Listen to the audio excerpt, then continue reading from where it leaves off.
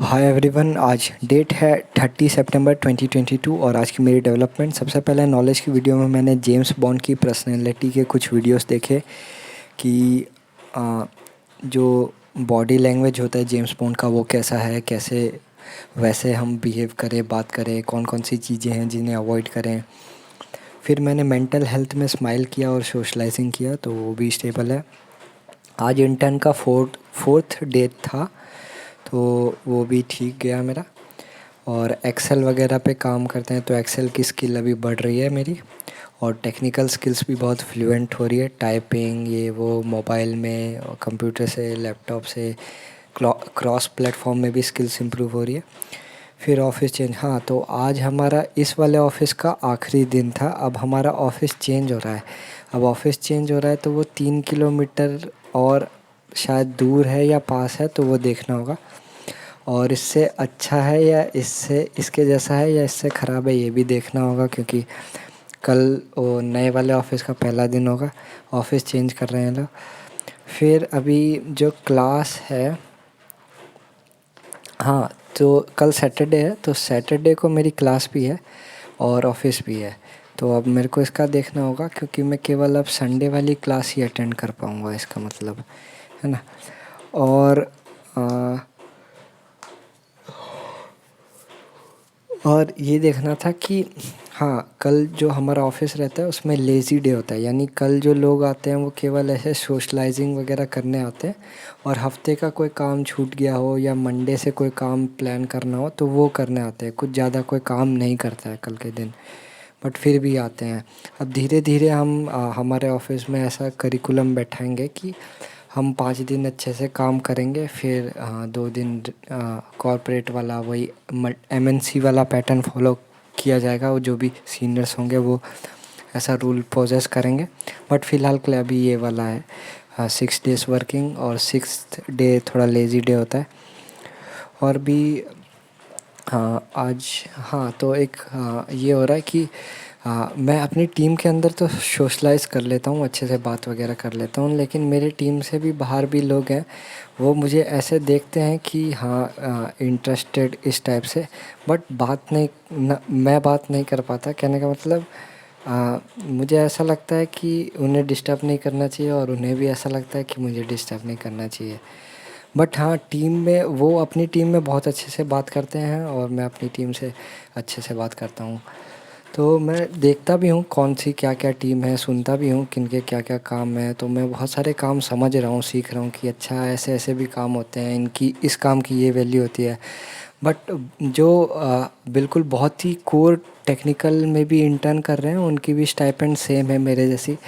तो मुझे तो कुछ ज़्यादा डिफरेंस नहीं लग रहा।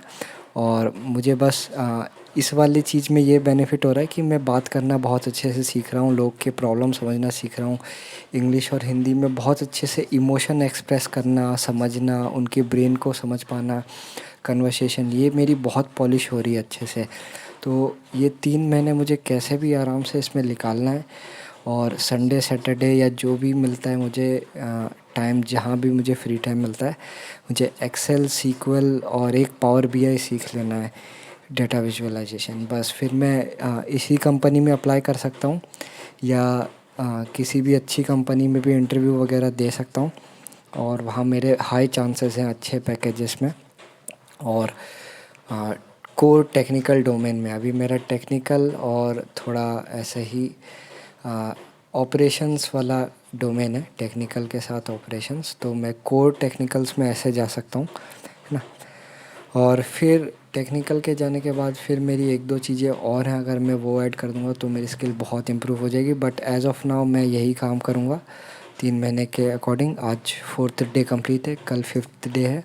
और संडे को मैं स्कूटी वगैरह का थोड़ा देख लेता हूँ। शोरूम में जाऊँगा, उन्हें बोलूँगा कि मुझे ये समझाओ किस्त कितने की बैठती है, ये वो। फिर सेकंड हैंड भी देखूँगा ये वो, और फिर मिलाऊंगा, फिर OLX पे भी देख लूँगा। बट OLX पे मैं नहीं समझ पाऊँगा स्कूटी। दूसरी चीज़ें मैं समझ पाता हूँ, मोबाइल, लैपटॉप, ये सब समझ पाता हूँ, बट स्कूटी में नहीं समझ पाऊँगा। तो जो भी दुकान जिनसे हमारे रिलेटिव ने पहले लिया है कोई सामान, तो मैं उन्हीं के गो थ्रू में एक बार जाके थोड़ा ओवरव्यू ले लूँगा और समझ लूँगा कैसे कैसे। और सारी चीज़ों को एनालाइज़ करके हो सकता है मैं बाद में ही लूँ, या मेरा नया वाला ऑफ़िस थोड़ा-सा और पास में हो या अच्छा रोड हो।